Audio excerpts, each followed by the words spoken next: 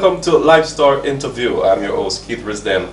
This week, we take a journey back in time to look at one of Jamaica's and sound legend, a man that has made his name in the music industry abroad, New York. I've done so many shows, delivered so many messages, no doubt. His father is Reverend E. Ridgway, pastor of the Baptist Church, White Plain in New York. He's from a family of 9.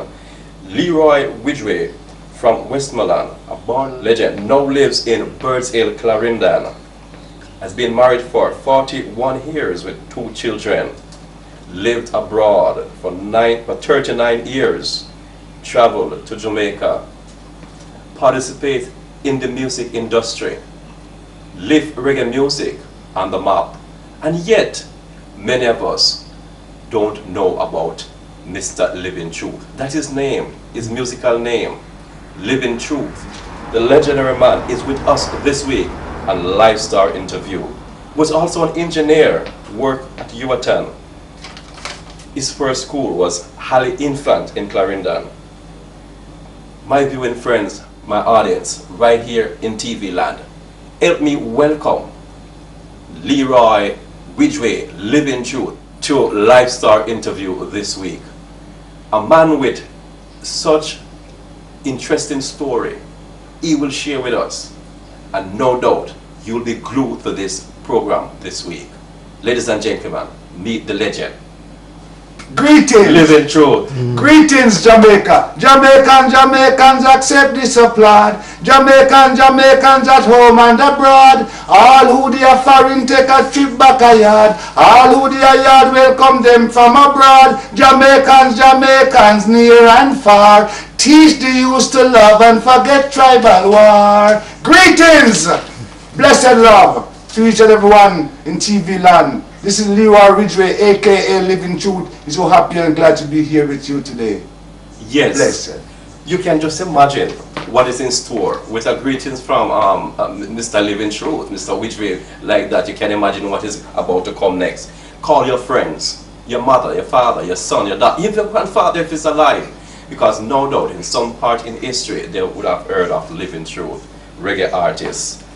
Welcome again, man. Thank you very much. It's such a delight for me to come to Clarendon today and to really meet a legend. I call you a legend because you were amongst the stars. You were. I don't classify myself as a legend, really. No. I just been doing this thing for a long time and doing it with all my might. Yes, but you bring recognition to Jamaica in the reggae industry and abroad. Yes. You have maintained the standard. Yes. And you are known for your positive, conscious lyrics. Yes. But let us go back. You were born from a family, reverend. Your grandfather was a reverend. Yes. Your father was a reverend. Yes. They were saying that you're going to be the next reverend. I should be a reverend. But you have come though, and you have the name Living Truth. Yes. So you're preaching. You know, that was one of my grandfather's pious word in church. He says, I come here to preach the living truth. And that is him I got it from. And he says, he always said, if me right, say me right. And if me wrong, say me wrong. But I will always speak in the truth. Now, there is a thing, when you talk about living truth, I don't know if you was going into that. But a lot of people see me at all times. And he says, living truth, what is living truth? But my determination is to do things that are right and to influence righteousness. So what I generally tell people, folks, is that if you was walking along the street and you see a beggar and you see somebody take something away from that beggar, and if you should go to court and they ask you, did you see that? And you said yes, you would be speaking the truth. That you see a man coming and rob the blind man. You were speaking the truth. Yes. But that would not be living truth. If you see somebody come and hand something to that beggar and give him if he was hungry, and then you say, ask you if somebody asked you, did you see that? You can say yes, and you'll be also speaking the truth. But that's a different kind of truth. Living truth is one that leads towards righteousness. If you see a man kill a man and you was a witness, yes, and you witness that incident, you'll be speaking the truth. Yes. If you should give us evidence. Yes. Because you speaking what you saw. But that would not be living truth. Living truth. Because it have nothing to do with righteousness. With righteousness. We understand you. In my introduction, I failed to have mentioned your many awards in the Reggae Festival Song Competition year after year in New York. We are going to look at that, and when we further down with the program, we continue this discussion. He has been a winner in 1978. He came third place before that in 1976. And in 1978 again, you were, well, it mentioned here twice, you were in the semifinals, which probably lead you to the song, the top. Yes. 1977, you were placed in second place for All Island Pop and Mental. That was 1970. 1970. I was All Island Pop and Mental champion. In 1970. Yes. From the early days. We're going to take it from the bottom, from back, come up. Yes. You mentioned that you were born in Westmoreland, but from a tender age you came to Clarendon because your father was residing here. My father was transferred from Westmoreland to Moneymus Estate in Veer. Yes. Because he was into animal husbandry. We call vet. Yes. So when Moneymus decided to start a dairy farm, because he was under the tutelage of Mr. Leakey. Everybody knows who this Mr. Leakey is.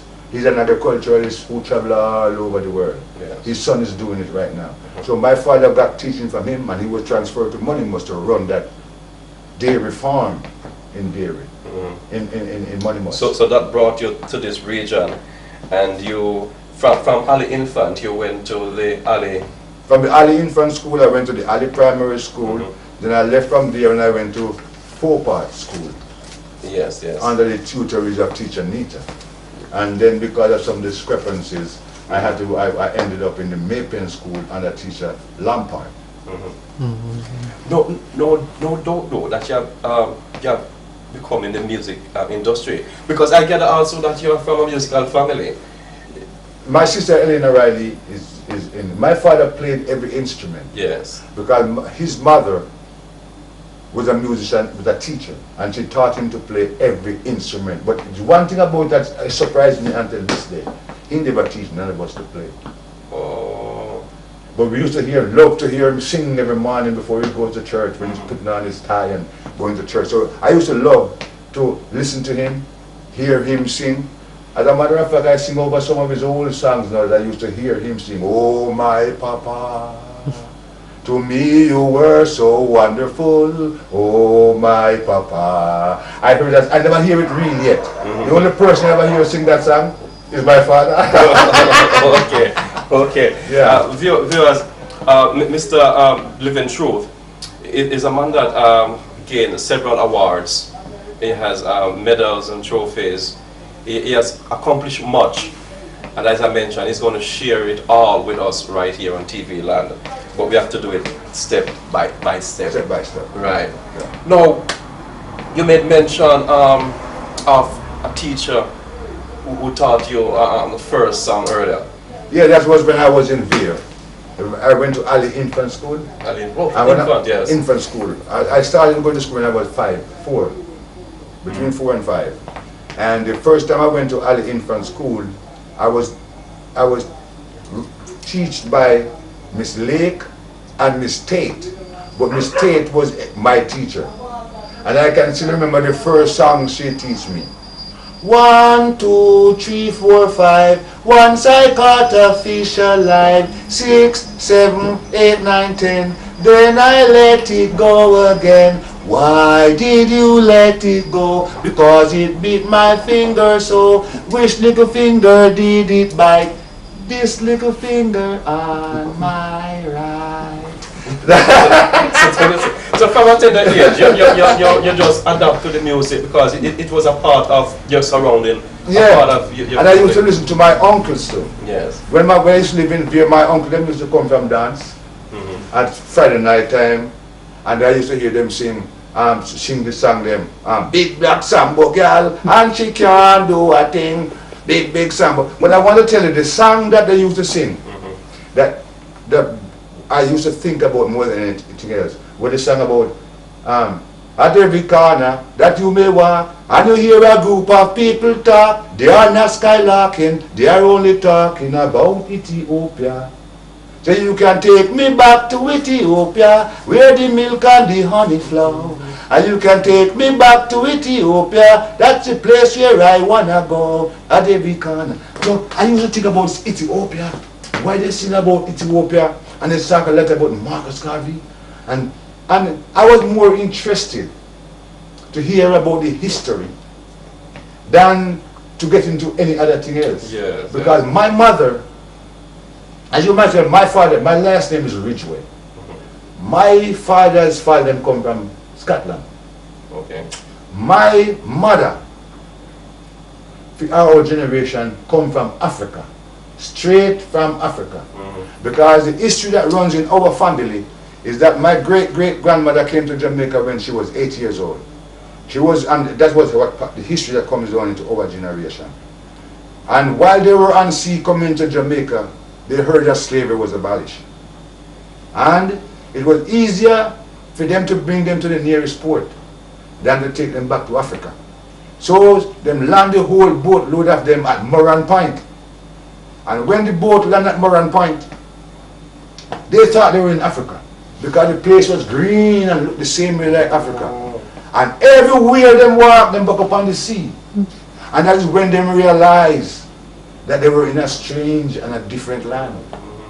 As a result of which, those who got tired of walking, some stopped in Manchanill, and some walked to Westmoreland, and some walked to Hanover, a place called Lagwood.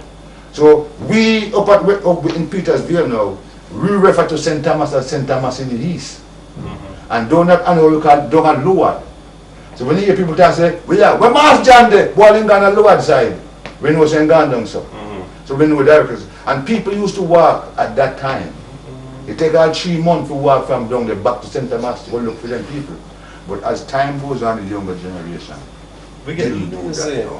So 3 months of walking. Yes, yes. So that is the thing that bothers me. And I want to tell you something before you reach that point and say, I am managed right now. I was going to Ethiopia. And when I was in the plane going to Ethiopia, and when we stopped in Italy, and when I look at the GPS, and them say 8.5 hours to destination, I broke down crying. You know why? I get the same feeling right now as I'm speaking with you. And the main reason why I get that feeling, at least I know where I was going. I know when I was going to touch down. Yes. I know I was going to see people. But what about my 4 parents? Yes. When they were in the bottom of a ship, they didn't know where they was going. They didn't know when they was going to land. True. So can you imagine the feeling? And it wasn't 8 hours. And it was 8 hours. No. So now I find myself going back to Africa. I was overcome with joy because I know I was burning by the spirit of all my ancestors. Yes. Yes. That's so touching. Yeah, I was really touched.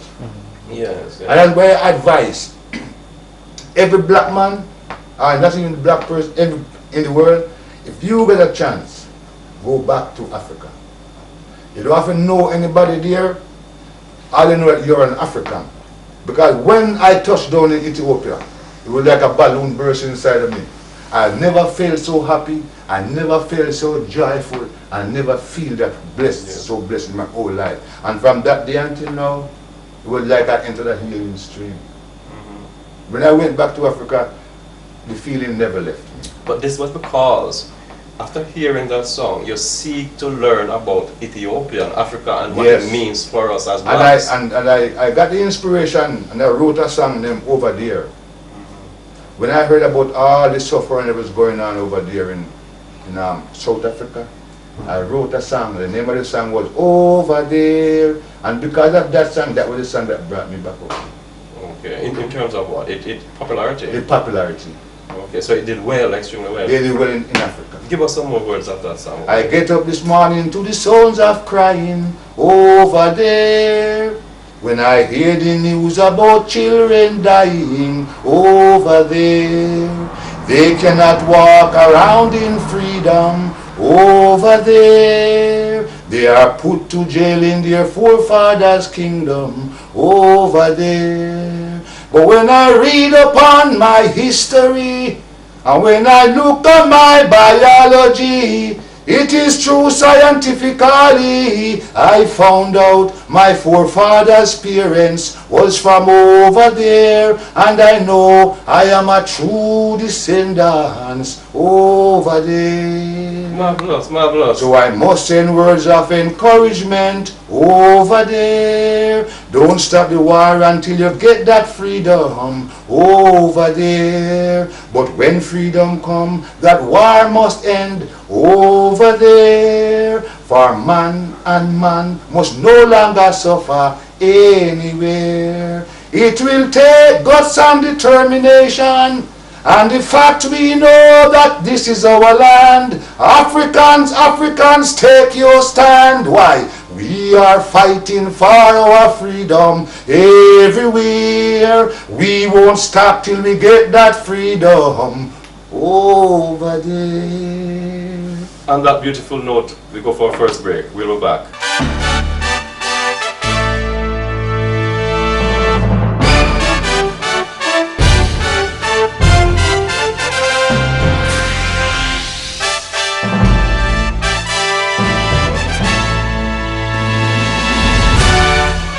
Welcome back, viewers, to Lifestyle Interview. We are here this week with Living Truth, otherwise known as, well, Leroy Widgway, otherwise known as Living Truth. Living Truth is the popular name for Mr. Leroy. I'll call him Living Truth because it means the way to righteousness. Yes. And his songs, we're going to hear more about his songs, more of his songs, and they all are speaking deliverance, freedom, the truth, and how we should think, and how we should have that mindset for righteousness and liberation. This is a strong, passionate man that we have in studio this week. Leroy, Yes, sir.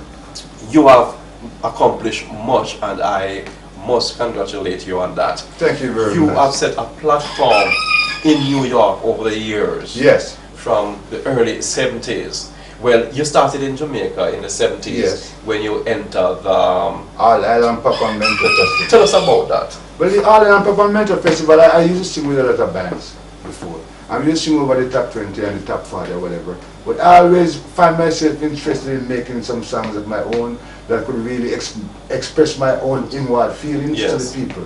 And I couldn't do that by using anybody else's lyrics. That's why I started to write my song. And then I started to write a song, and I bought a newspaper one Sunday, and there was an application form in it. I filled out the form along with the lyrics, and I sent it into the festival committee. And I got back an answer that I was supposed to meet with some folks up by the Mayfair. At the time it was senior school. Now they call it Garvey. So when I went there that day to have the audition, it was about 300 to 500 different people I ran into. And I was there, me and two other fellows used to sing with me, Alfonso Evans and Lenford Allen. So because all three of us was born in January, we call ourselves the Planets.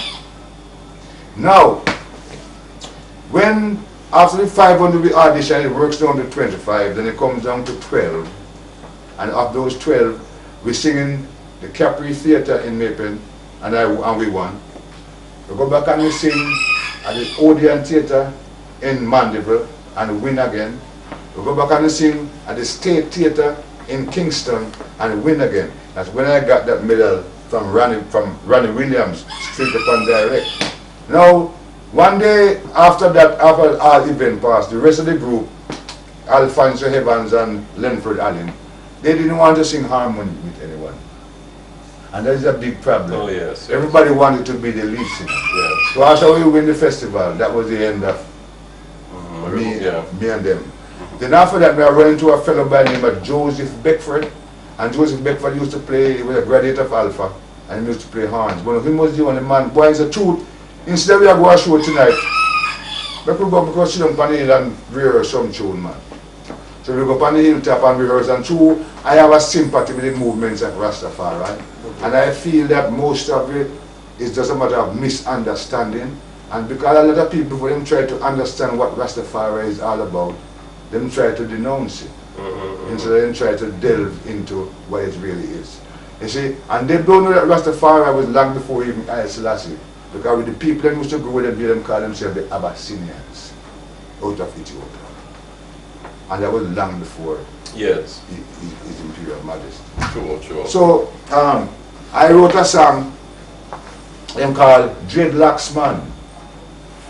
I said, Dreadlocks Man, stand up right now. Don't stand in the gutter and say you are so far. Just be uptight now and stand up right now far. Moses was a great man, the greatest leader ever trod this land. Leads Jaja children out of Babylon, and he was a dreadlocks man.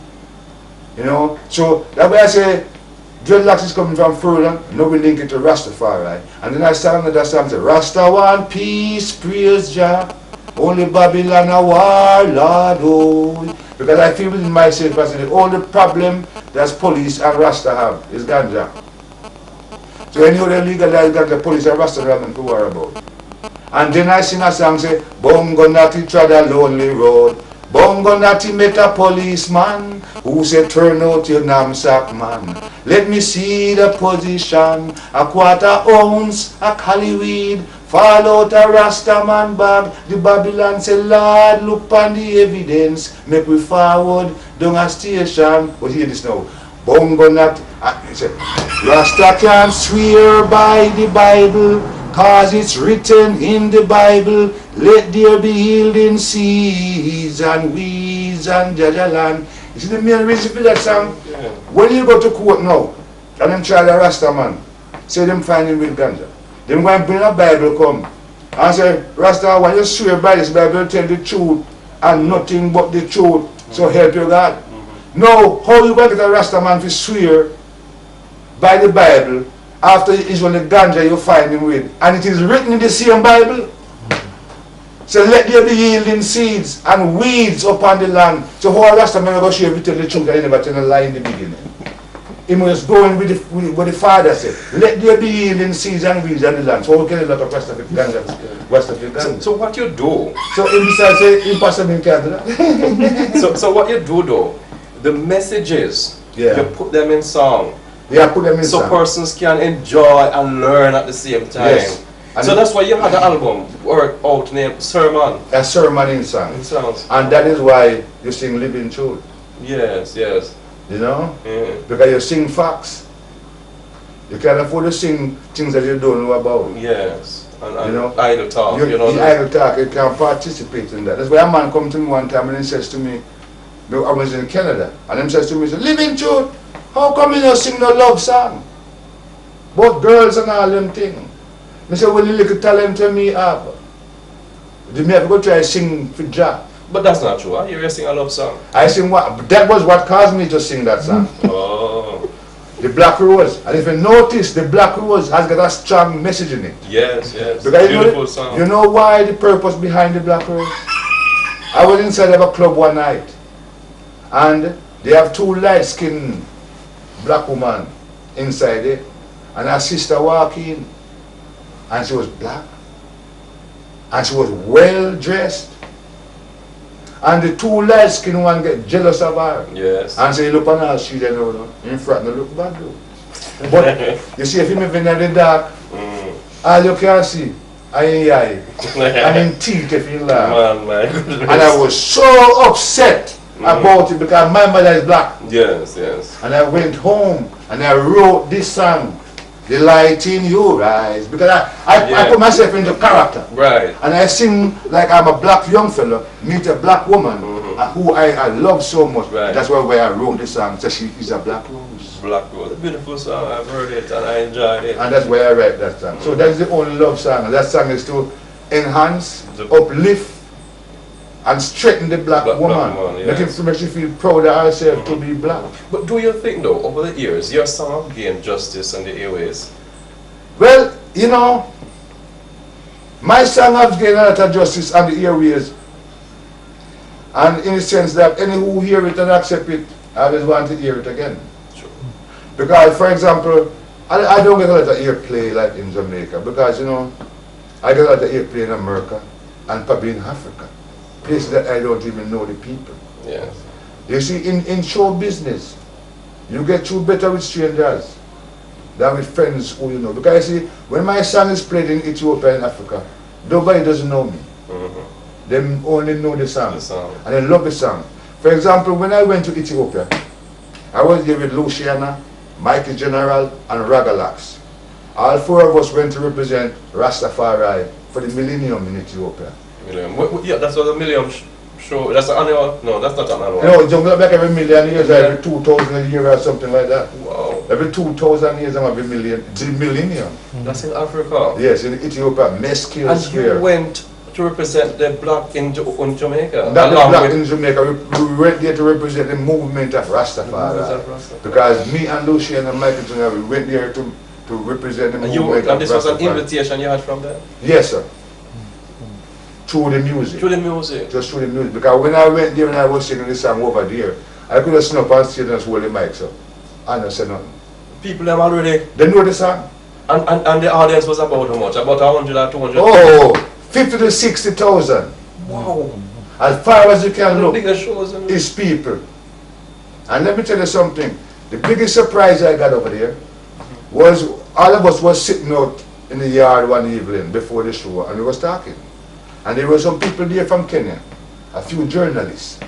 So when Luciana, this is Luciana, this is Michael General, and this is Ragalax, and everybody had talked this and talked that and talked that, I keep quiet because I figure more or less these guys are now, why? I don't know what to say. I'm too smart to come in and for them conversation. But I remember that one time we make up a little flyer when we say all the things that we go through and all the songs and what I sang. So I went back inside of my room and I take out the flyer. And when nobody wasn't watching, I hand the flyer to the journalist. And when she opened the flyer and when she read the flyer, she turned around and she started to stare me down. She want to know where them leave you. So me I wonder say, why she has stare me down like that? And she look at me and say, oh, now I know who you are. She said, now I know who you are. Bongonati, that's right, you are Bongonati. I said, what do you mean by Bongonati? Him say, listen to me. And she looked when I watch immediately. She said, right now in Kenya, we have a radio show going on known as the Birthday Club. And let me tell you, see that song Bongonati there? We is the only one in Kenya who could play that song for a lot of time. And if anybody ever know it, you here with me now. Because the name Leroy Ridgeway, then you understand? So when she called the radio station right away and said, you don't know who I have here with me? And the guy says, who? He said, Bongonati. And right away, I get a live interview on the radio station from Ethiopia to Kenya. And while the rest of the artists they was there trying to remind the DJ by singing for them songs. They know my songs over there in Yes. The point I'm trying to make, if I never go there, I would never know. You would never know what was happening If with your name and song over there. I would You'd never know. So true. I would never know what was going on over there with that song Bongonati. Recently, Jamaica have been blessed with our Tassian chain. Yes. And one of the things they say during one of the interviews is that if she didn't take part on that show in America, she'd be still here and nobody would know her. That's right. And while persons abroad recognize you and have you on a pedestal in Jamaica amongst your own, they don't know nothing, they don't understand You it. should say that. Yeah. But what is the main punchline for every Jamaican to know? Main punchline? If you're not singing about bad-minded people and grudgeful people, nobody that listens to your song. Everybody sing about bad mind, but who bad mind? But you see, what really happens when you go to those countries, people just listen to the songs. Right. They don't know the individual. But you see, what really happens in Jamaica, you know, so you grow up with everybody, and everybody go together. And I say it's really bad mind, but it's just that. They just don't appreciate the good Because songs. what I'm saying, no king Of honor. is without honor, except in his own country. Yeah. And people will have to realize that. You know? And you live a fascinating life in New York. Yes. And you represent Jamaica well. Yes, sir. And throughout the years, you have never ceased to participate in the festival, the reggae festival show. Tell us how you got involved. Well, you see, the main reason why I love festival and I like to sing songs about festival is based upon my feeling and my thoughts towards emancipation. Yes. Because you see, emancipation was one of the greatest events that ever happened in the life or the existence of the black people. So if we have our right to sing songs of love, sing songs of joy, sing songs, glorious songs. Yes. Just to celebrate that day, Yes, Emancipation Day. yes. So that's why my heart goes out to festival time. Yes. Because we sing songs to unite and bring people together and teach them about our history. So when I went to New York, I got there in about 1973, and they have what was going on over there known as the New York Reggae Festival Song Competition. Now, that was being spearheaded by the Trinidadians, the Barbadians, and the Antiguans, and the Guyanese, and all the people at the rest of the Caribbean island. But you know how them celebrate already. At Crapova, them have this big festival, and them have a song for the road march song for Antigua, and so they celebrate with music. Yes, yes. So when I went to New York, them have the same thing at Eastern Parkway in Brooklyn, where them call the West Indian American Day Carnival Association. Now when I got there, that had already gone on for 2 years. And I think this guy named Keith Rowe of Keith and Tex, he was the one who won it the first year. So in 1976, that was the year of Kerry Festa. Based upon the fact that Mr. Ken Williams, who was in charge of the whole organization, they found out that I was a man who was inclined towards festival from before I leave here. And then couldn't find nobody who could write the right type of lyrics and sing the right type of music for a festive way. Yes, yes. So, include me inside of the festival. But before that, what caused me to meet Ken Williams, I saved up $20 a week for 1 year into a Bible, and then I take the money and make the same song like Bongo Natty. So I sent a man with the record to Ken Williams that used to be at WLIB Radio, the biggest radio station in New York City, and he was a program director. And when I sent my friend with the record to him, after we make the record, and send all the money, go give him, send back the money and said, no, want the money. But what we do next year, the festival is coming up. Yes. So sing this, so write a song and enter. And because it was Carry Festa, I write a song for the Carry Festa, name a special festival. And he says, because at that time, I am not politically, I can say to anyone, when a person asks me what political party I belong to, my answer is the same one that Paul Bogle was in, the same one that Marcus Garvey was in, the same one that Sham Sharp was in. You understand? I understand. And that's it, because I don't believe in division of people. I believe in uniting people. Sure. Because if I stand up on the corner with one whole children with a bread and a lot of hungry people come, and that way I ask what party they belong to, or what denomination, or what church, I want to make sure everybody eat. Because all of us come from Africa. We are the one ship in the bottom. We was hungry together, we was naked together, we was crying together, and we was bleeding together in the bottom of the ship. And you see, what we have to do, we have to teach the youths these things. Yes. Make them realize where we're coming from and how much our foreparents suffer together. And then they would appreciate their heritage. I wrote a song, and when I write the song, them said me should win the competition. But somehow or the other, I was placed third. The winner from that competition was Carlton Coffee. You know who Carlton Coffee is? No. Him turned out to be the leader of this band them called, we sing the song, Bad Boys, what you gonna do? What you gonna do when they come for you? He win the competition, but him come and New York just to win the competition. Just because you were in competition they used to run. Yes, yes. So them place me third. Jan Public said, well, then, who you should have win, but then me. The next year, I determined to win. I write on a song called Ring the Freedom Bell. And I go there and I sing the song. Everybody thinks I should have win the song. Then place me second. And give me the prize for best performance. So everybody say, how can you have best performance and still run second? Anyway, I guess that is some I accept that. Then, you know who won the competition that year? Denry Morgan, who is the father of Morgan Heritage. But that time he used to sing under the name of Black Eagles. Okay. Good. Oh, but you both of you were schoolmates at once? Yeah, me and Dylan Bag, we went to school. We went to Maple Government School. I was also taught by Miss Lake and Miss Tate. Okay, okay. Because after when them closed the school in Veer, the teachers came to Maple. Yes. So I was so determined to win this competition. I went home and I write the next song. Name Write It Down. And they couldn't stop me this time. So I really wrote it down and I won. Now, right after I win the competition, there was this guy, Ambrose Moore, his name was. He using harmony with me.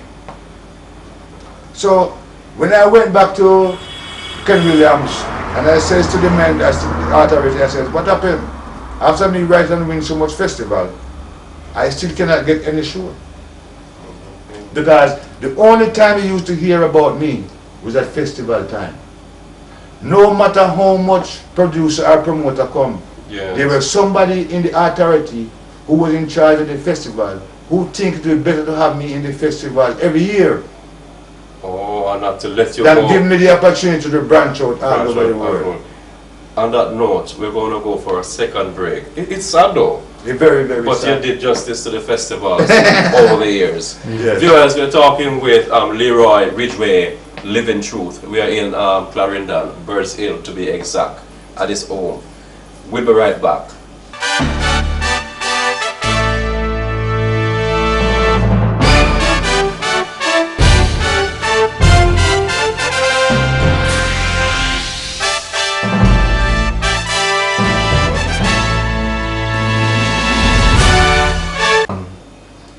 This is Lifestyle Interview. Thank you for staying with us, talking with Leroy Ridgway, Living Truth.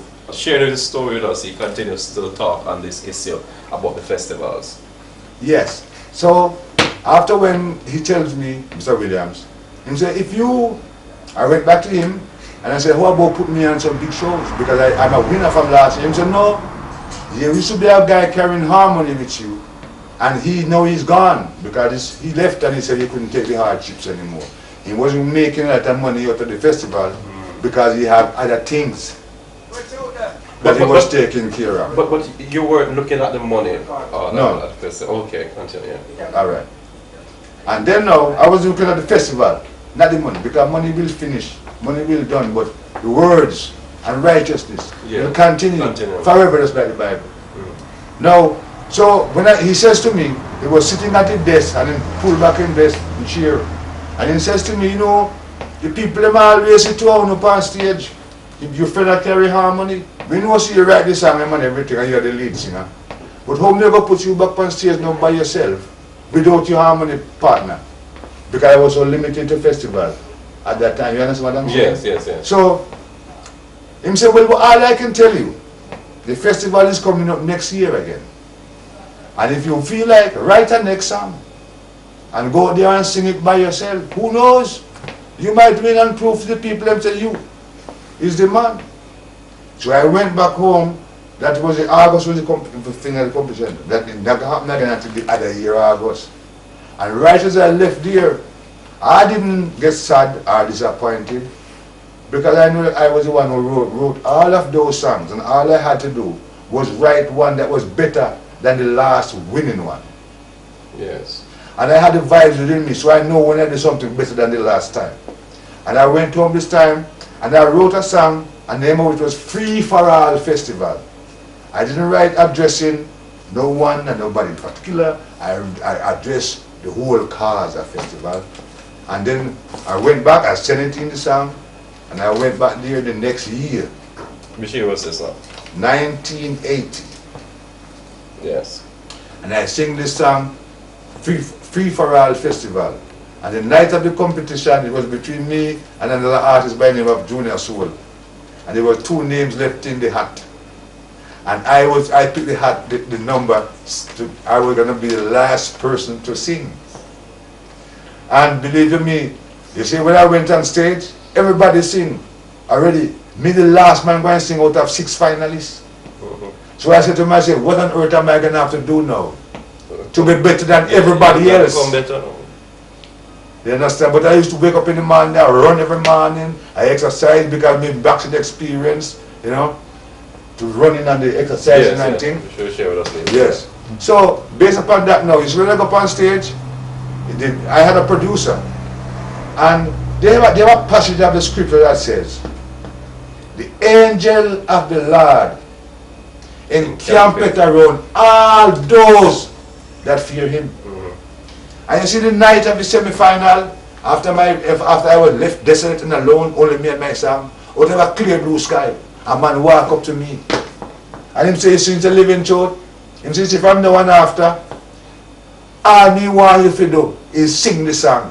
I will take care of everything else. All me want you to do, Rasta, is just go up there and sing. You get studio, rehearsal, everything, just leave that to me and my team. Where them come from, me no know. But the Lord just send them come. And believe you me, see night when I go down there, that club in Manhattan, them called Club Negril. That's what we have met Bob Marley. Okay. Overseas, okay. Yes. And when I sing the song, believe you me, when I finish singing the song over, when the judges them tabulate and the crowd started to make noise and everything, I was declared the winner. So, and that is the trophy right there. I win by myself this time. This one? No, that one. No, this one. Oh, that big one over there. Yeah. I won, and all of these trophies are donated by Guinness. I win by myself, and I was crowned New York Reggae Festival champion. I felt so good. But I'm going to tell you how bad luck can stay. And when you are in a string where you are poorly represented, what happened to you? The fellow by the name of Junior Soul, he had it so planned that he should be the winner. He had all his stuff set up in Jamaica here already, and they didn't win yet. Oh. You see, next Saturday morning, Sunday morning, you know what he did? He jumped on an aeroplane, and he come to Jamaica, and he declared himself winner at the Palace Airport. He was met in cabaret. He went and performed with the Sonny Bradshaw Quartet at the Kingston Hotel as the winner. And his story was, even though I was the winner for the competition, but him is supposed to be the direct winner, and I had so much supporters there that I couldn't afford to give the winnings to him. Because they know if they give him the winnings, it will be a problem. But we haven't planned that way of it, that's where I'm from. So that is why, and that because it's Sonny Bradshaw, you know who them man is. Them up there. So based upon all those things, they try to keep me down at all times. Suppress me down at all times. And the worst part about, and next thing again, is coming back to the boxing part of it now. One, I was interviewed by a man known as Keith Fiddler. And he my name is Keith, though. Yeah? Keith, other people know about Keith Fiddler. Fiddler. And he gave me a good write-up. But when he was giving me the write-up, I expressed to him that I used to box. I used to do a lot of boxing because from the guy that beat me up go for beat my sister in school, and me get into boxing. I used to box. So when I went to America, you know, I still continued a little bit. But before I get there, I used to box in Maypen here. Yes. With Arthur Choate, Hardware, Fitzgerald King. Fitzgerald King. Yeah. My ability improved that I was learning trade upon Kingston at One Industrial Terrace. That was the Public Works, Department of Electrical and Mechanical Services.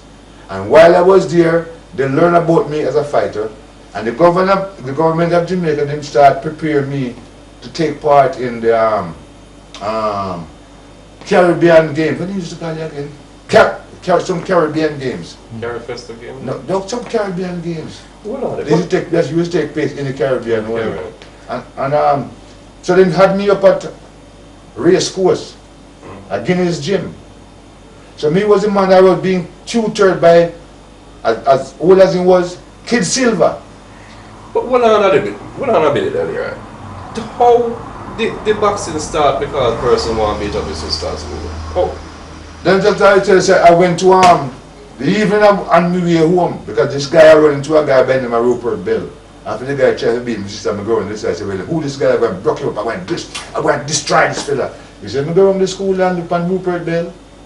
He muscle them big so. Oh, and all them big so. If I run, I couldn't find Rupert. Oh, yeah. So on the way home, I stop at the boxing gym and tell a man by the name of Frankie Arrett, who was a friend of the same guy who trained Mike McCallum.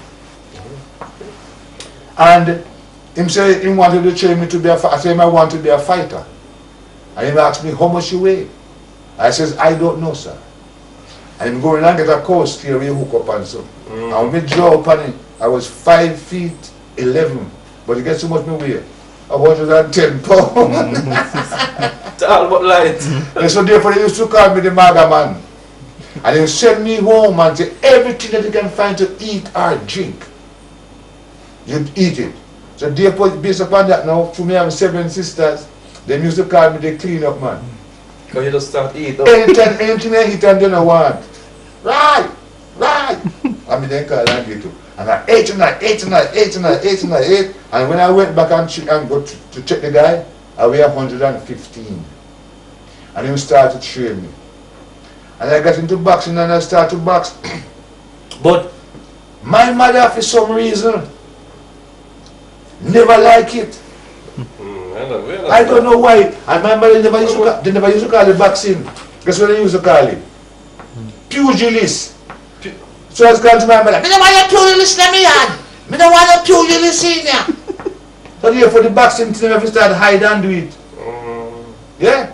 So therefore now when at Public Works, when I was learning here at Public Works, at one industrial terrace, about 3 we went to a little room in a water house.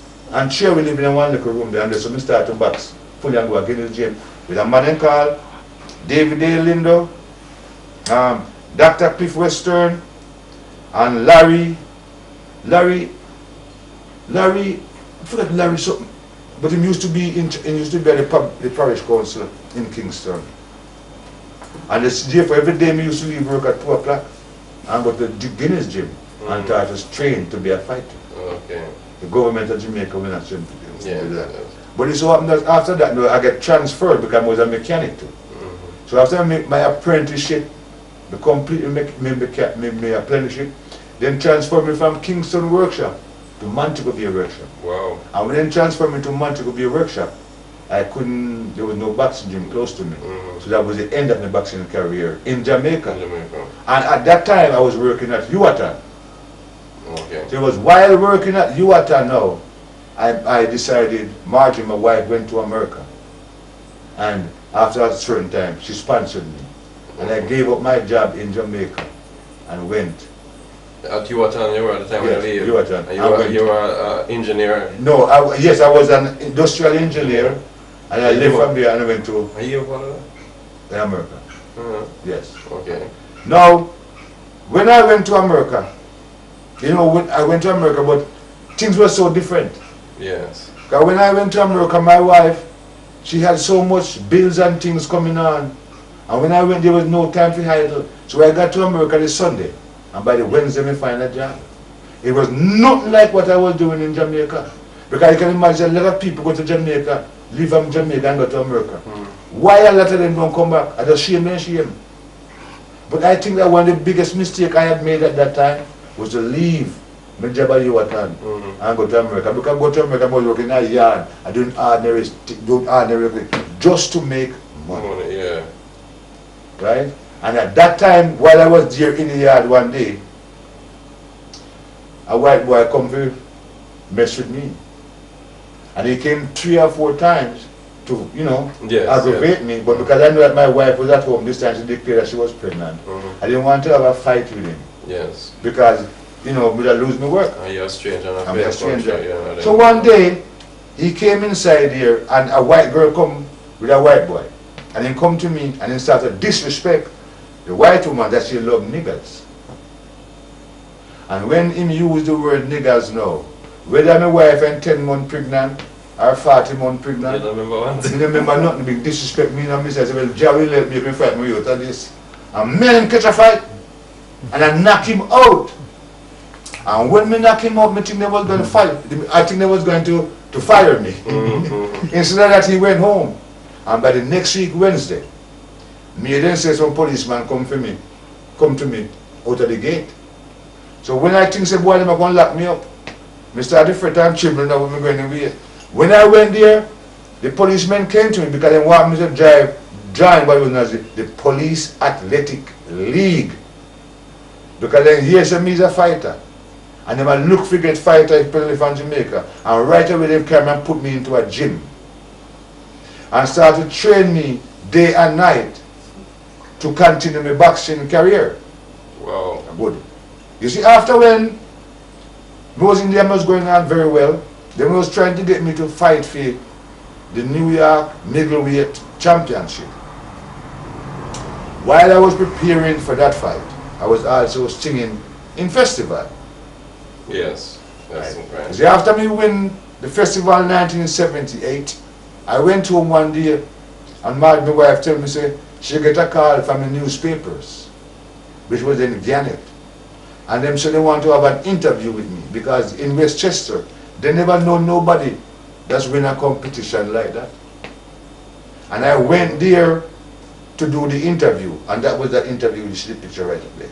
Okay. Right. So when I went there and I was being interviewed by the lady, she says to me, from one thing to the other, she says to me, how old are you now? I says to her, I'm 27. She said, well, figure you're 27 years old right now. You should be a title contender already, or you even have a title under your belt. I said, that is true. She went on to says to me, so what you're going to have to do is make up your mind what you want to do. Whether you want to be a fighter or you want to be a singer. She says, a fighter's life is very short. But as a singer, you could sing all your life. So I thought about it. I said, I'm going to think about it and do the interview when I went home. So after I went home and I thought about it, I went back the next day to my trainer in the gym. And I says to him, you know, I'm not interested in the boxing no more. I'm not bothered with the boxing. Okay. I never sing. He said, when me tell him so, he was so upset and vexed and mad. But whether he was pretending or not, I don't know. We had hopes. Yes, do you know what they do? Do you know what they did? They went away and get a heavyweight boxer from Queens, a young guy. And then if you ever heard about Carl, the Truth Williams in boxing. And from them bring Carl the Truth Williams come to White Plains, every song that I sing, every music that I make could not go anywhere.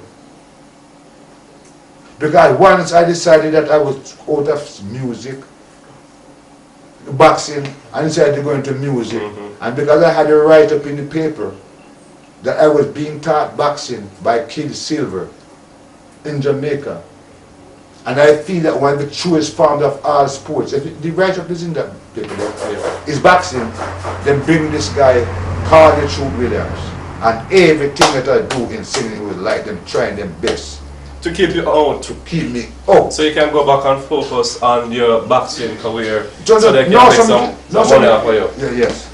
Viewers, this is Lifestyle Interview.